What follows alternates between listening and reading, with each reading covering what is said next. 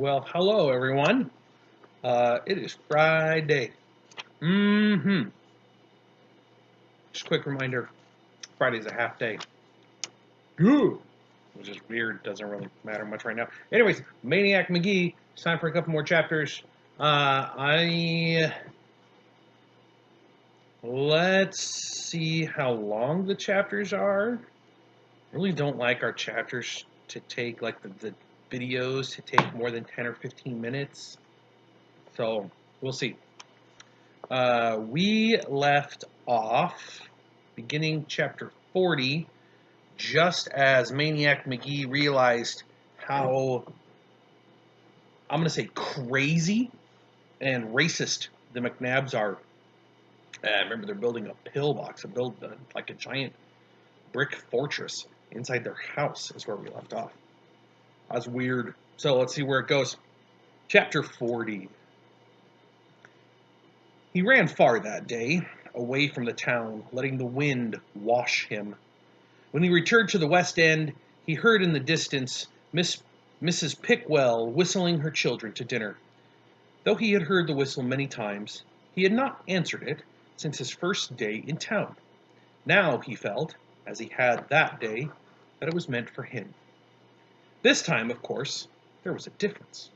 He was no longer stranger. He was Maniac Magee, the kid who walked barefoot through the dump near the house. The Pickwell kids cheered when he showed up and treated him like a legend in the flesh. Mrs. Pickwell did better.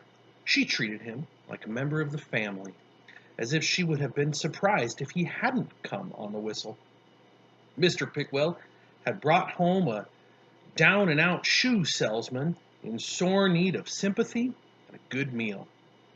As Maniac ate and talked and laughed his way through dinner, he couldn't help think of the Beals. How alike the two families were, friendly, giving, accepting. So easy he could picture the Beals' brown faces around this dinner table and the little Pickwell kids' white bodies in the bathtub at 728 Sycamore. Whoever had made of Hector Street a barrier, it was surely not these people. Fortified by his good time at the Pickwells, Maniac returned to the McNabs. After the East End scare, Russell and Piper no longer demanded stunts of him in return for attending school. On one hand, this was a relief to Maniac. On the other, it left him with less influence over them. He could always extort a day or two in class from them with a free weekly pizza. Beyond that, he goaded them towards school in any way he could. He organized a marbles tournament that could take place only in the schoolyard during recess. He tried reading to them, as he had to Lester and Hester and to Grayson, but they paid as much attention as the Roaches. He took them to the library, then scrapped that idea after their shenanigans left the librarian blubbering and blue-faced. Then May arrived with its warm weather and blew away what little power he had left. The boys began again to dream of travel. Wood appeared in the backyard. They were building a raft. "Gonna sail down the river to the ocean," they said. One day he heard frenzied horn honking and screaming. He turned to see an ancient, rusty, gas hog convertible rolling by, with Russell behind the wheel and Piper jumping up and down and shrieking in the back seat. By the time Maniac caught up, they were gone and the car was shuddering against a telephone pole. Another time, he had to run them down and haul them back to Dorsey's grocery, where he made them empty their bulging pockets of the 50 bubble gums they had stolen. It was maddening, chaotic, a maddening, chaotic time for Maniac. Running in the mornings and reading in the afternoons gave him just enough stability to endure the zany nights with the McNabs. When he asked himself why he didn't just drop them, the answer was never clear. It wasn't so much that he wanted to stay as that he couldn't go. In some vague way, To abandon the McNabb boys would be to abandon something in himself. He couldn't shake the suspicion that deep inside Russell and Piper McNabb, in the prayer dark seed of their kidhoods, they were identical to Hester and Lester Beale. But they were spoiling, rotting from the outside in, like a pair of peaches in the sun. Soon, unless somebody did something, the rot would reach the pit. And yet he held back. Oh, he prodded and persuaded and inspired and bribed the boys to do right, but he never forced them, never commanded them, never shouted. Because to do so would be parental, and he was not ready for that. How could he act as a father to these boys when he himself ached to be somebody's son? But then, one day the boys went too far. He found them playing with the old glove Grayson had given him for Christmas. And as if it weren't bad enough, they were using it as a football, punting it back and forth. Maniac exploded. He popped off for a good 10 minutes, got it all out. This was the last straw, he told them. From now on, it's gonna be different. No more Mr. Nice Guy. When I say jump, you say, how high? Got it? They got it. For the first time in their lives, the boys were speechless. Speechless as they did their homework that night, speechless as they went to bed at 9 o'clock, speechless as they went off to school next morning. The peace lasted 3 days. Shock accounted for the first day. The second and third were a new game called obedience, or being good. When the game lost its appeal, Maniac lost its power. He told them to sit, they stood. He told them to stand, they sat. Instead of going to school, they worked on their raft. Instead of doing homework, they played war in the pillbox. They brought their plastic weapons down from the hole and stationed themselves at the 2 small gunnery slots in the cinder block wall and blasted away at anyone moving through the house. Not to mention imaginary rebels streaming through the door and over the windowsills. Stop! Maniac finally yelled, and snatched the 2 red gun barrels protruding from the slots. In a moment, 2 more barrels appeared. Stop! He commanded. Ain't shooting you, Russell whined. We're shooting them rebels. Bam, bam, bam, pow! Got one! Pow, bam! Got another! Bam, bam! I said stop! Maniac grabbed the guns, threw them on the floor, and stomped on them. He didn't stop till they were plastic splinters. The only sound was that of the turtle scratching somewhere in the room. Gunnery slots framed the boys' dumbstruck faces. Russell was the first to speak. Get out of my house. Yeah, sneered Piper. Out of here. Maniac went upstairs, got his satchel, and was gone. That night and the next night, he slept at the park.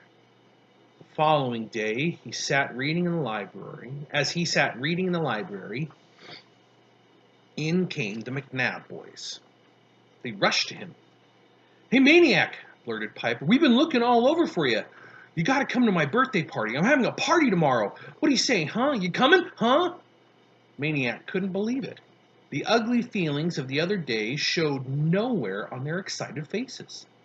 Come on, Maniac, you gotta! Just like that, as he stared at them, the idea came. An idea as zany as they were, the words seemed to lift right off their faces, like sunburnt skin peeling. Well, okay, he said, on one condition. What's that? If I can bring somebody with me. Sure, bring everybody. We're going to party. The librarian edged closer to the phone.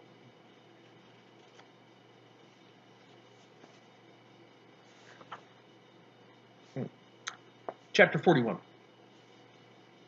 How long is this one? Yeah, we're doing good.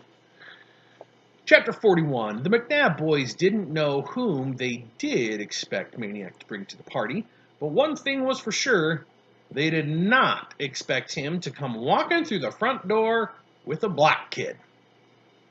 And that was only half of it.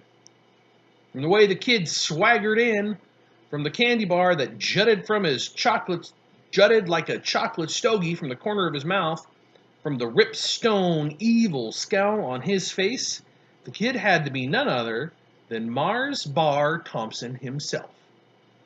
If black meant bad, if black meant in-your-face nastiness, if black meant as far from white as you could get, Mars Bar Thompson was the blackest of the black. Here, in the middle of their living room, stopping the party, the neighborhood kids, the Cobras, even George McNabb, stopping them dead as traffic. Just walked in through the front door, the steel door, breezed right in, past the bars. Standing there, I owned this joint there, before they knew what was happening, before anyone could reach for anything. Which, of course, was just what Maniac had had in mind. Remembering how little Grayson had known about black people and black homes. Thinking of the McNabbs' wrong-headed notions. Thinking of Mars Bar's knee-jerk reaction to anyone wearing a white skin. And thinking, naturally, what else would you expect? Whites never go inside blacks' homes, much less inside their thoughts and feelings. And blacks are just as ignorant of whites. What white kid could hate blacks after spending 5 minutes in the Beals' house? And what black kid could hate whites after answering Mrs. Pickwell's dinner whistle? But the East Enders stayed in the East, and the West Enders stayed in the West. And the less they knew about each other, the more they invented. It hadn't been easy. Finding Mars Bars, taking all his lip about cheating on the race, taking some bumps, some shoves. Mars goaded him to fight, but keeping his own cool, matching Mars Bar's glare for glare, telling him he wasn't as bad as he thought he was. Really stoking him now, making him slam his candy bar to the ground. No? You want to tell me why I ain't so bad, fish? Go ahead, before I waste you. Chest to chest. Keeping cool, letting Mars Bars do all the huffing. Simple. You don't cross Hector. You stay over here, where it's safe. How bad would you be over there? Stepping back then, folding his arms, smugging it up just enough, standing there in his white skin, gazing nonchalantly about, 6 blocks deep in the heart of the black side. Guess that makes me badder than you. They did not go straight to the McNabbs. First, they went to the Pickwells. Maniac wanted Mars Bar to see the best West End had to offer. The little Pickwells made as much fuss over Mars Bar as Maniac. They believed, as all little white kids in the West End, that he carried 100 Mars Bars with him at all times. Not surprisingly, Mrs. Pickwell never even batted an eye when she saw who was coming to dinner. It was quite a sight, all right. 16 Pickwells, plus Maniac, plus a down-and-out golf caddy, 18 so-called white faces, and Mars Bar Thompson. To his credit, Mars Bar didn't use the word fish belly or honky once, though on one occasion he did bend the truth a mite. When a Pickwell kid asked him if it was true about the famous race in April, did Maniac really beat him going backwards? Mars Bar studied his fork for a minute and said, "Yeah, he went backwards. But you got the story wrong. It wasn't me he beat. It was my brother, Milky Way." The little kids couldn't understand why the grown-ups laughed for 5 minutes after that. As for Mars Bar himself, his expression never changed until dinner was almost over, when the newest non-baby Pickwell called him Mr. Bar. Even then, it wasn't so much a smile as a crack in the glare. Even if Mars wasn't letting on, Maniac could tell he was pleased to learn his fame had spread to the west. When they left, half the Pickwell kids followed them, begging Mars to perform his legendary feat of stopping traffic. Don't, Maniac warned. Might not work over here. But the Pickwells persisted, and when they reached Marshall Street, Mars commanded, "Stay here," and stepped into traffic. Not only did he shamble, jive, shuck, and hippadoodle at his own sweet pace, he did something he had never even done in the East End. He came to a complete and utter halt halfway across and let nothing but the evil in his eye take care of the rest. He stood like that for 1 full minute. By the time he finally moved on to the far side, so the legend goes, 23 cars, several bicycles, and a bus were stacked to a dead stop in both directions. Maniac hurried across while the Pickwells stood at the curb, cheering and waving goodbye. But no one was cheering now in Fort McNabb.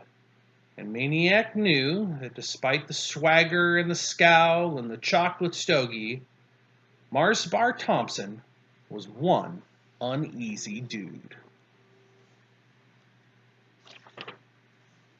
And that is going to be the end of it today. Well, for this video. I might do another one later today. We'll see. Chapter 42 when we come back next. Until I see you then, stay safe, stay healthy, stay home. Love you guys.